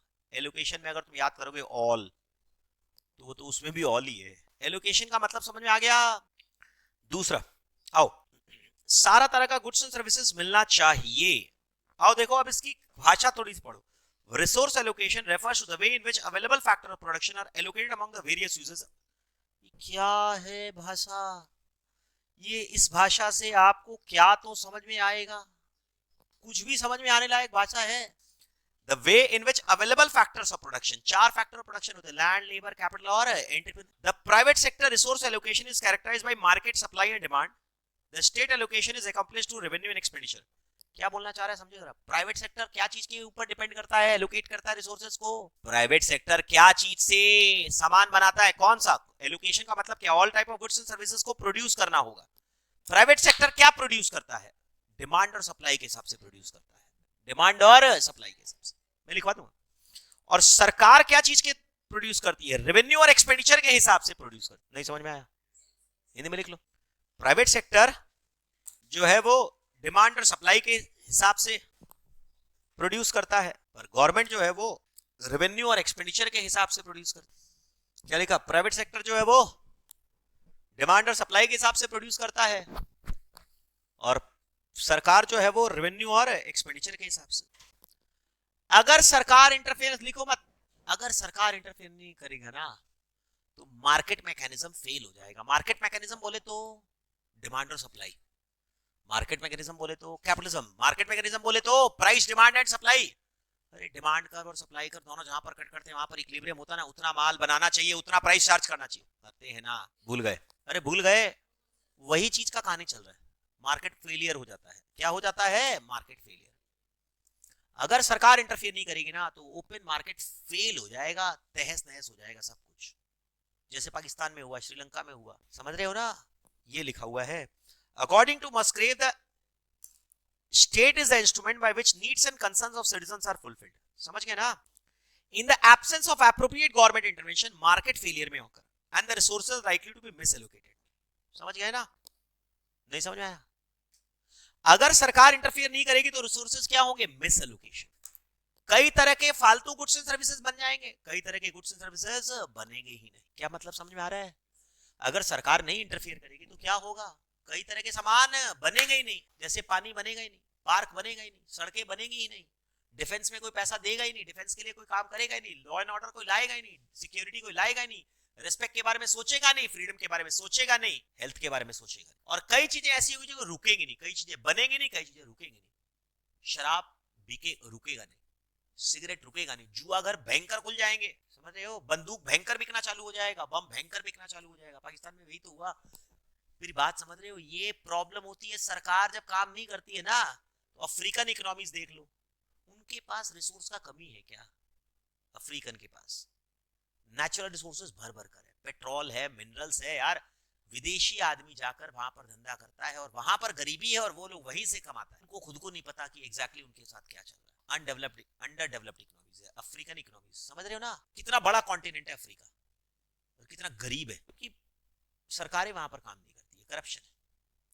तो ये क्या बोला, समझ में आया? अगर सरकार इंटरफियर नहीं करेगा तो मार्केट मैकेनिज्म फेल हो जाएगा, रिसोर्स मिसएलोकेट हो जाएंगे।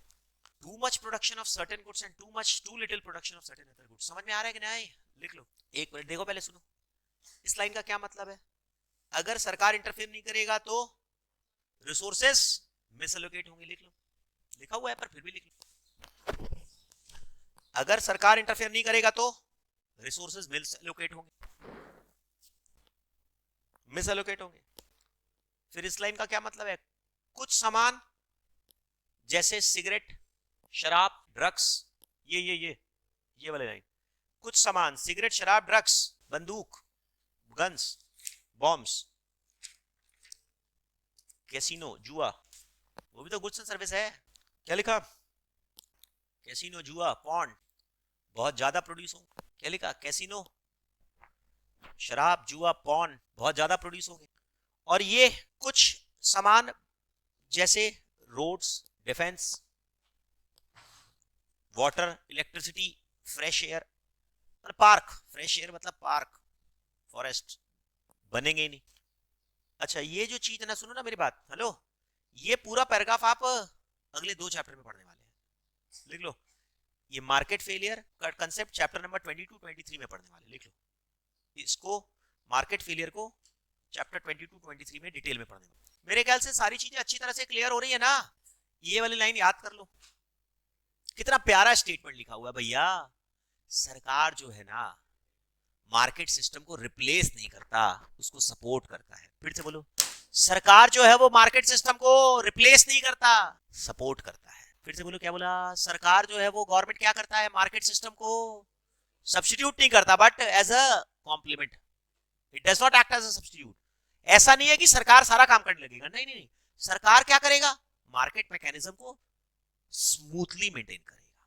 फिर से बोलो, मतलब लॉ एंड ऑर्डर तुम्हारा बिजनेस को बंद नहीं करेगा, सपोर्ट करे। एक सेंटेंस में सब कुछ आ गया कि नहीं? नहीं समझे?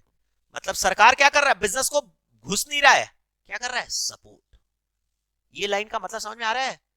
मतलब गवर्नमेंट, देखो लैंग्वेज क्या है, एक बार अंग्रेजी में पढ़ो ना यार। फिल इन द ब्लैंक्स में ये स्टेटमेंट आएगा ऑब्जेक्टिव में, 4 स्टेटमेंट, 4 ऑप्शन में से कौन सा सही है, कौन सा गलत ढूंढेगा। तो 4 में कॉम्प्लीमेंट और सब्स्टिट्यूट को फिल इन द ब्लैंक सही है।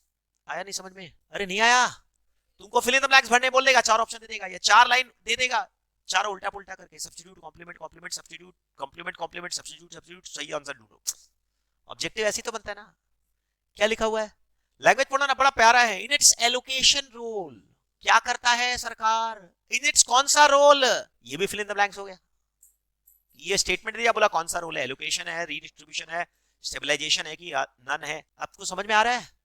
क्या करेगा? लैंग्वेज पढ़ो ना। In its allocation role the government act as a complement rather than a substitute to the market system। मतलब लिख लो, गवर्नमेंट जो है वो मार्केट मैकेनिज्म को सब्स्टिट्यूट या हटाएगा नहीं, मार्केट मैकेनिज्म को रिप्लेस नहीं करेगा, हटाएगा नहीं। गवर्नमेंट जो है वो मार्केट मैकेनिज्म को रिप्लेस नहीं करेगा, हटाएगा नहीं, बल्कि सपोर्ट करेगा। खत्म करे। अब ये जो है ना, ये एग्जाम्पल है। कैसे? क्या बोला आपने? कैसे? फिर से बोलो, क्या बोला आपने? कैसे? कैसे सपोर्ट करेगा? समझ में? हेलो हेलो, कैसे मार्केट मैकेनिज्म को सपोर्ट करेगा? कुछ सामान सरकार डायरेक्टली बनाएगा, क्या लिखा, लिखो एग्जाम्पल से ये सब कि गवर्नमेंट कैसे अपना एलोकेशन फंक्शन पूरा करेगा, उसका एग्जाम्पल्स। ये थ्योरी है कि एग्जाम्पल्स है?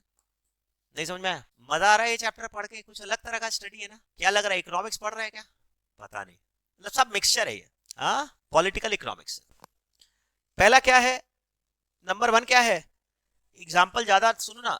एग्जाम्पल क्या है, गवर्नमेंट खुद बनाएगा, गवर्नमेंट खुद प्रोड्यूस करेगा। लिखो, गवर्नमेंट खुद प्रोड्यूस करेगा। जो मैं बोल रहा हूं ना वो लिखोगे तो समझ में आएगा। गवर्नमेंट खुद प्रोड्यूस करेगा, फॉर एग्जांपल गवर्नमेंट खुद, लिखो देखो लिखो, सेंटेंस को ना पूरा वर्बैटिम मत करना। हम बोलेंगे गवर्नमेंट इंश्योरेंस प्रोड्यूस करेगा, अरे समझो मैसेज को, समझो, इंश्योरेंस सेल करेगा। लिखो, गवर्नमेंट खुद इंश्योरेंस, स्टील, देखो इधर, हेलो, गवर्नमेंट खुद insurance, steel, engineering services, electricity, transport. Air India गलत लिखा हुआ है, एयर इंडिया तो प्राइवेट हो गया। समझना मैसेज समझना यार। इंडिया पोस्ट भी लिख सकते थे इसमें, डिजिटल इंडिया, इंटरनेट या सॉफ्टवेयर या फैसिलिटी। अरे डिजिटल इंडिया मतलब सॉफ्टवेयर फैसिलिटी प्रोड्यूस करेगा। समझ गए? नहीं समझे? इस लाइन का मतलब समझे?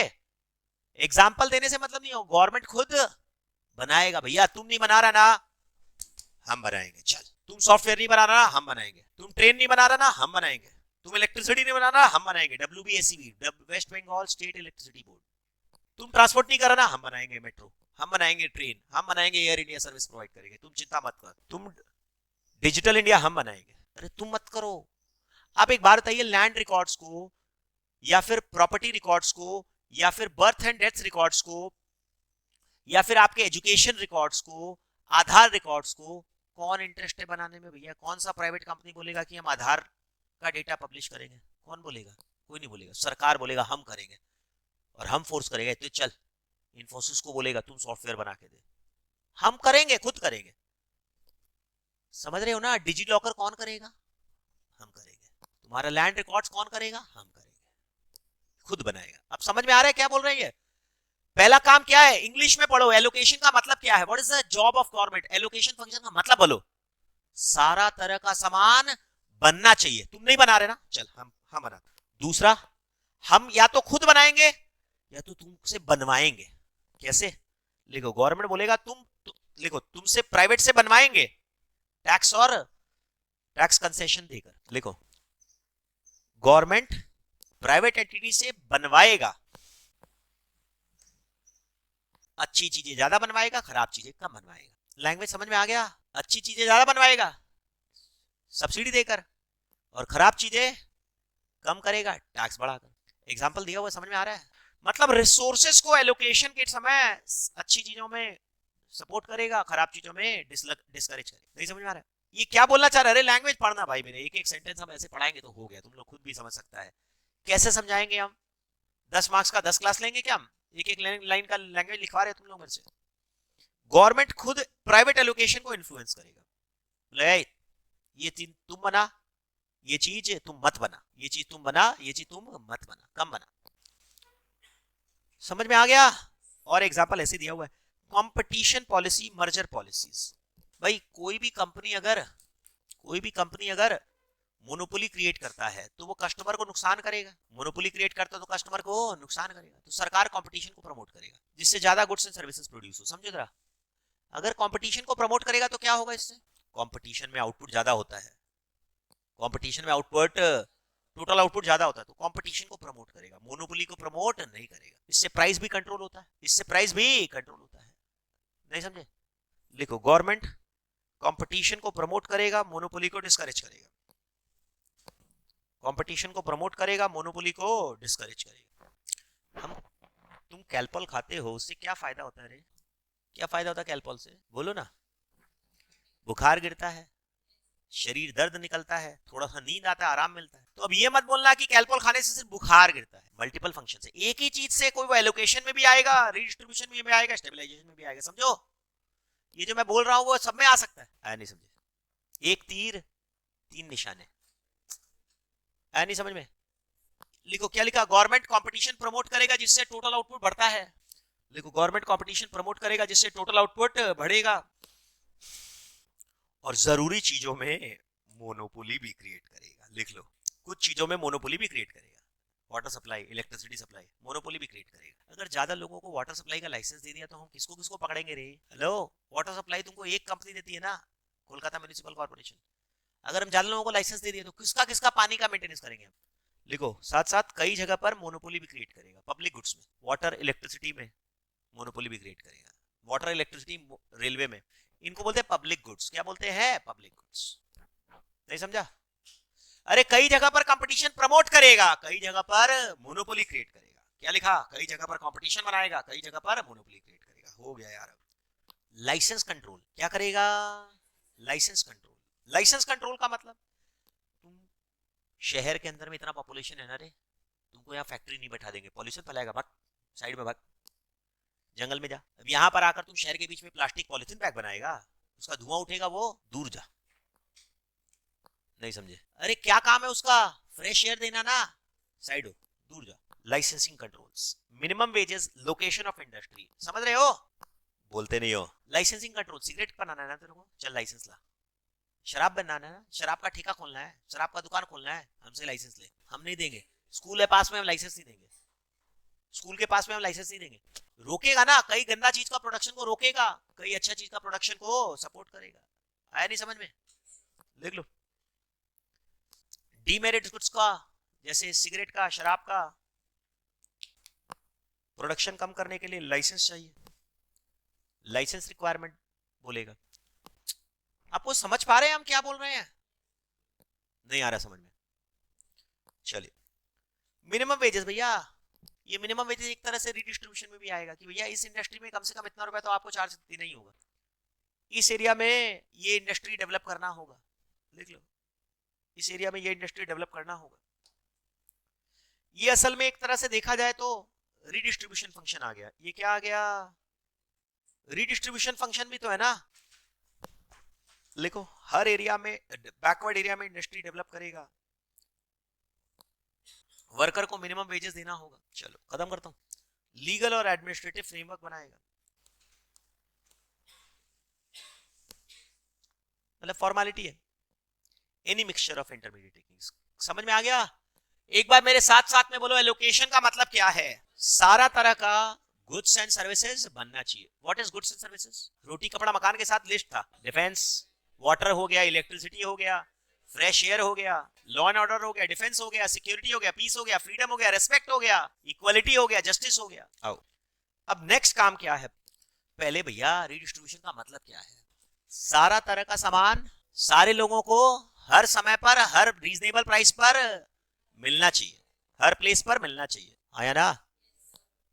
कैसे करेगा? समझ में आ गया? नहीं समझ में आया? फिर से बोले, लैंग्वेज पढ़ो। The distributive function of budget is related to the basic question, for whom should the economy produce, from whom should the economy produce, for whom to produce। एक मिनट, what to produce क्या है? allocation। how to produce क्या है? allocation। और ये क्या है? redistribution। पिछला पेज में अभी भी नहीं आया, allocation और redistribution। क्या लिखा? redistribution का मतलब क्या, बोलो ना फटाफट। सारा तरह का गुड्स हर तरह के आदमी को हर समय पर, हर प्लेस पर, हर प्राइस पर मिलना चाहिए। सारा तरह का गुड्स का मतलब बहुत सारे गुड्स है भाई, ऊपर वाला सारा गुड्स लिखवाया ना। ठीक है, चले आगे। ज्ञानबाजी हो गया खत्म, भाषणबाजी हो गया। The distributive function of budget, distribution function है। ये कौन सा फंक्शन है? डिस्ट्रीब्यूशन या रिडिस्ट्रीब्यूशन?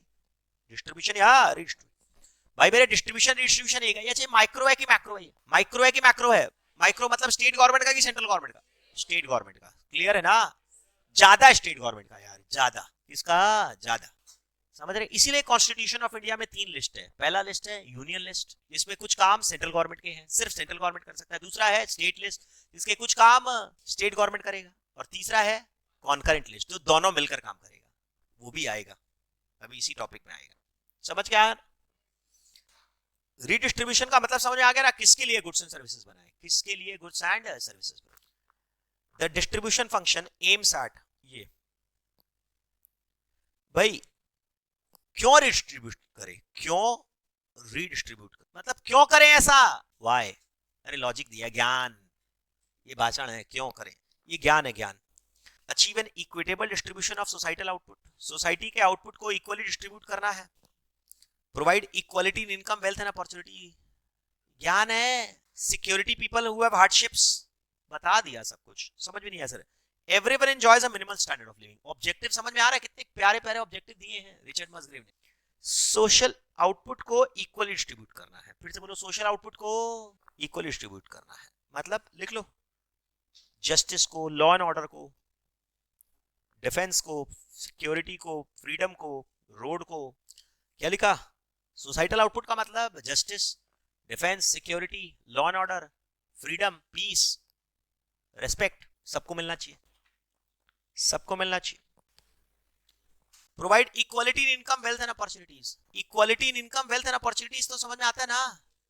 अपॉर्चुनिटीज, भाई साहब ये अपॉर्चुनिटी वर्ड का मतलब क्या है? सबको समान अपॉर्चुनिटी मिलना चाहिए, लिख लो, सबको। एक बात समझो जरा, एक चीज खाली मैं बोलना चाहता हूं, ध्यान से सुनो। हम लोग रिजर्वेशन को कई लोग कोसते हैं, पर सच बोले तो ये समाज की जरूरत है। कैसे? आज एक बार बताओ, एक मान लो रिजर्व कैटेगरी का है, कोई सीधा सीधा दुबका हुआ बच्चा है, दुबक कर रहता है, कंजर्वेटिव, काला काला है, देखने में अच्छा नहीं है, और थोड़ा कॉन्फिडेंस उसका कम है, मुंह झुका हुआ है। अगर आज वो प्राइवेट कंपनी में जॉब मांगने जाएगा, कोई देगा उसको? भैया वो उसको बिजनेस करना है, बिजनेस करना है, वो नहीं देगा जॉब, तो वो क्या मर जाएगा? कौन देगा उसको जॉब? सरकार। ये है अपॉर्चुनिटी, उसको अपॉर्चुनिटी मिलेगा ही नहीं, उसको हायर नहीं करेगा, उसको बोलना कम आता है, उसको इंग्लिश अच्छी नहीं आती, वो अटक टक कर बोलता है, बोल नहीं पाता, कॉन्फिडेंस उसमें कम है, वो धीरे धीरे काम करता है, काला काला है, देखने में अच्छा नहीं है, रिसेप्शन में उसको बैठा नहीं पाएंगे। प्लीज माइंड नहीं करो, प्लीज शब्दों पर ध्यान मत दो, मैसेज को समझो, इसको फीलिंग समझ पा रहे हो कि रिजर्वेशन का क्या कारण है? भैया कोई नहीं देगा उसको जॉब, तब सरकार को घुसना पड़ेगा, भैया हम देंगे जॉब। ये जो प्रोटेस्ट होती है इसका कारण क्या है? प्राइवेट सेक्टर नहीं देगा जॉब, और हम तुमको बता देते हैं, अगर तुम्हारे पास ओबीसी का सर्टिफिकेट है, सीए बन गए, ओबीसी का सर्टिफिकेट को फाड़ कर फेंक देना, कभी अब देखना दिखाना मत कहीं पर कि मेरे पास सर्टिफिकेट है, नहीं, तुमको जॉब मिलता हुआ नहीं मिलेगा, प्राइवेट सेक्टर में जॉब मिलता हुआ रहेगा तो नहीं मिलेगा, since you are OBC, SC ST, reserve category का है तो तुम सर्टिफिकेट को छुपा लेना, बताना मत कि हम जनरल कैटेगरी के, रिजर्व के, तुम जनरल के हो भाई, हम जॉब करने, मिलता हुआ जॉब नहीं मिलेगा, मैं फैक्ट बता रहा हूं। अरे क्यों नहीं मिलेगा? कारण क्या है? पब्लिक प्राइवेट सेक्टर बोलेगा भैया हमको अपने बिजनेस पर ध्यान देना है, उसका प्रॉब्लम है, बोलने में प्रॉब्लम है, वो देखने में अच्छा नहीं लगता, हम रिसेप्शन में नहीं बैठा पाएंगे, कॉन्फिडेंस नहीं, उसमें हमारा काम नहीं कर पाएगा, हम नहीं देंगे नौकरी उसको, हम नहीं देंगे नौकरी उसको। और साथ में अगर दे भी दिए, मान लो अगर काबिल है, दे भी दिए, और अगर वो प्रॉब्लम क्रिएट हो गया, अगर हम उसको कुछ डांट दिए, झाड़ दिए, फाइन लगा दिए, सैलरी काट लिए, वो झंडा लेकर आ जाएगा, तो हम झंडा संभालेंगे कि धंधा संभालेंगे? फिर से बोलो, हम झंडा संभालेंगे कि धंधा संभालेंगे? तो अपॉर्चुनिटी नहीं देंगे उसको, ये है अपॉर्चुनिटी, तो सरकार को इंटरफेयर करना पड़ेगा ना। आया समझ में? तो लिख लो, अगर रिजर्वेशन नहीं होता तो रिजर्व कैटेगरी के लोगों को प्राइवेट सेक्टर अपॉर्चुनिटी नहीं देता, प्राइवेट सेक्टर अपॉर्चुनिटी नहीं देता। Providing security for people who have hardships, hardships का मतलब मान लो कोई हैंडीकैप है, दिव्यांग है, एलजीबीटी है, लेस्बियन, गे, बाइसेक्सुअल, ट्रांसजेंडर है, तो उसको सपोर्ट कौन करेगा? रिजर्व कैटेगरी का है, एससी एसटी ओबीसी है, तो उसको सिक्योरिटी प्रोवाइड करेगा, उसको सिक्योरिटी, कोई उसका मजाक नहीं बना सकता। भैया सोसाइटी की बातें पढ़ रहे हम लोग, इसमें हंसने का क्या है? शर्म नहीं आती है? चलिए इसको हटा रहा हूं मैं, लिख लो, उनको रेस्पेक्ट मिले, उनको रेस्पेक्ट और सिक्योरिटी भी मिले। ट्राइबल भी लिख सकते हो उसमें। अरे ट्राइबल में क्या होता है कि किसी का तबियत खराब हो गया, बोलेंगे इसमें आत्मा घुस गई, इसको मार दो, बुखार चढ़ गया दिमाग में, तो पागलों की तरह लोग नहीं बोलते हैं क्या? वो लोग बोलेंगे इसमें आत्मा चढ़ गई, मारो इसको, झाड़ा लगाकर इसको, नहीं झाड़ा लग रहा है इसको मार दो, होता है ना, सिक्योरिटी प्रोवाइड करेंगे। Ensuring that everyone enjoys a minimal standard of living, इसमें हम समझा नहीं सकते, चलो। पुअर के लिए housing for all, toilet for all, water for all, अरे लिख लो, घर देंगे, टॉयलेट देंगे, इलेक्ट्रिसिटी देंगे, वाटर देंगे, एलपीजी देंगे, लिखो, हाउसिंग देंगे, एलपीजी देंगे, इंश्योरेंस देंगे, बैंक देंगे, प्रधानमंत्री जनधन योजना, क्या लिखेंगे? हाउसिंग देंगे, टॉयलेट देंगे, इलेक्ट्रिसिटी देंगे, वाटर देंगे, और बैंक देंगे, बैंकिंग देंगे, इंश्योरेंस देंगे, इंटरनेट प्रोवाइड करेंगे। समझ में आ रहा है? आया समझ में कि नहीं आए? बोलते नहीं हो। चलिए अब एग्जाम्पल दिया है, हो गया, ये सारा पढ़ा दिया मैंने,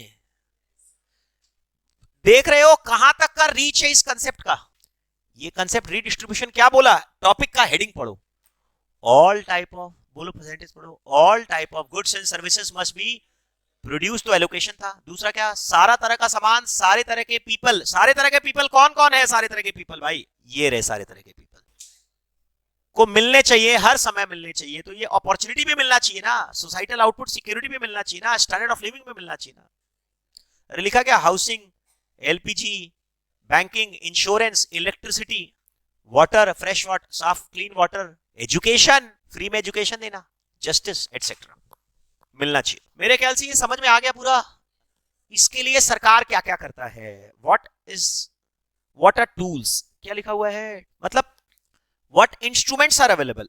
ये इंस्ट्रूमेंट मतलब कैसे करता है भैया, ये एग्जांपल्स या इंस्ट्रूमेंट्स, ये पढ़ दो, हम पढ़ाने वाले नहीं, इसको पढ़ चुके हैं। पहला क्या है भैया, progressive tax. Sir progressive taxation तो आप स्टेबलाइजेशन भी बोल रहे थे यार, समझो जरा कॉमन सेंस। एक आदमी से टैक्स ज्यादा लेकर उससे जो पैसा आया वो गरीब को दे दिए। देख लो, अमीर से टैक्स ज्यादा लेकर गरीब को सप्लाई करेंगे, गरीब को सर्विस देंगे। अमीर से पैसा टैक्स ज्यादा लेकर गरीब को देंगे। एम्प्लॉयमेंट रिजर्वेशंस समझाना है, हाँ किसको देंगे, एससी एसटी ओबीसी को, हैंडीकैप को, ट्रांसजेंडर को, ट्राइबल को, कश्मीरी को भी रिजर्वेशन देंगे, माइनॉरिटी को। हर स्कूल में सरकार ने नियम कर दिया कि भैया 10% बच्चे माइनॉरिटी के होने चाहिए। अमीर स्कूल है, हिंदू स्कूल है, परंतु उसमें बोल दिया 10% बच्चे मुस्लिम होने चाहिए।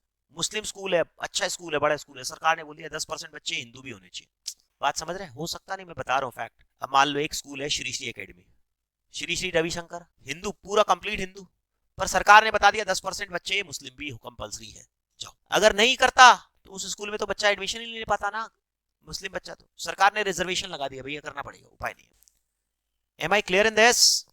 तो ये क्या है बताओ ना, रिजर्वेशन। हर तरह का रिजर्वेशन है भाई, हर तरह का सरकारी रिजर्वेशन, ये हो चुका।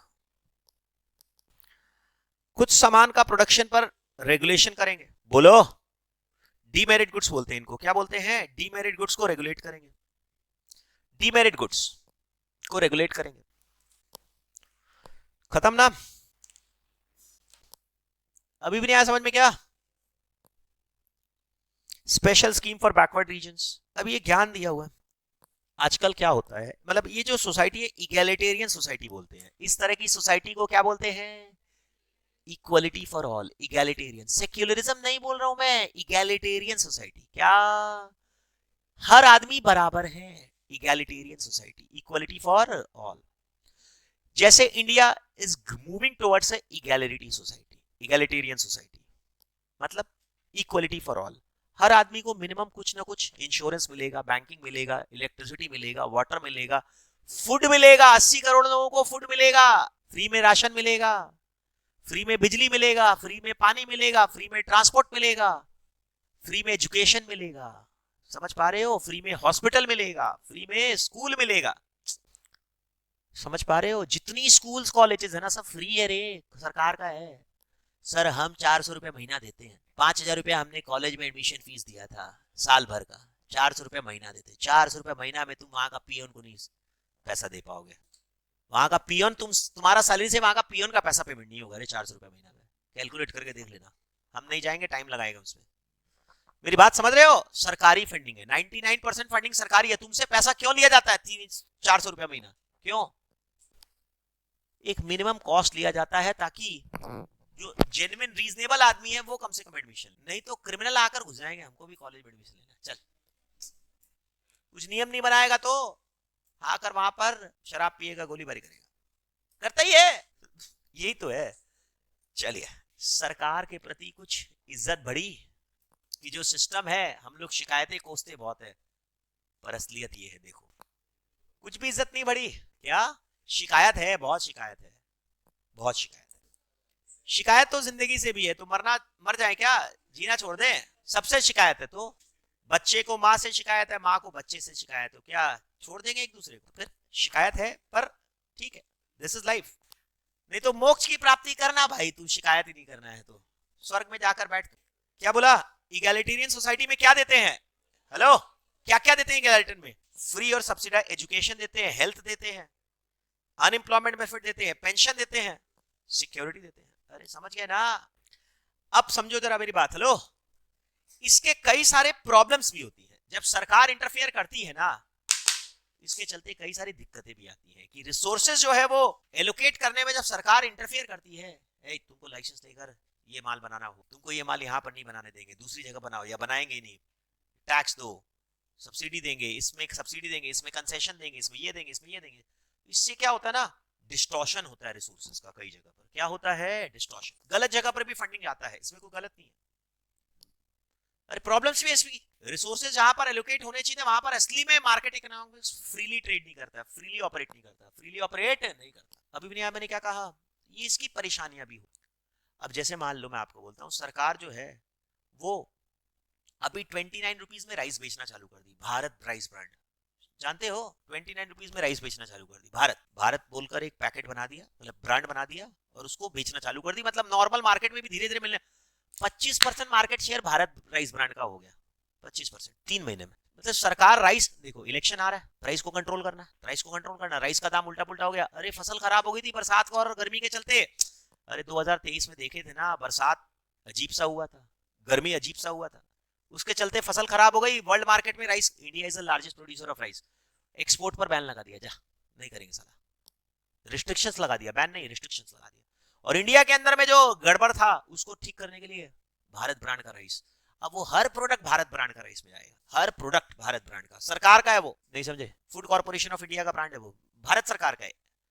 अभी देखोगे तुम लोग राशन की दुकानों में, मतलब सबसे ज्यादा बड़ा ब्रांड मिलना चालू होगा समय के साथ साथ, 1 साल 2 साल 3 साल के बाद।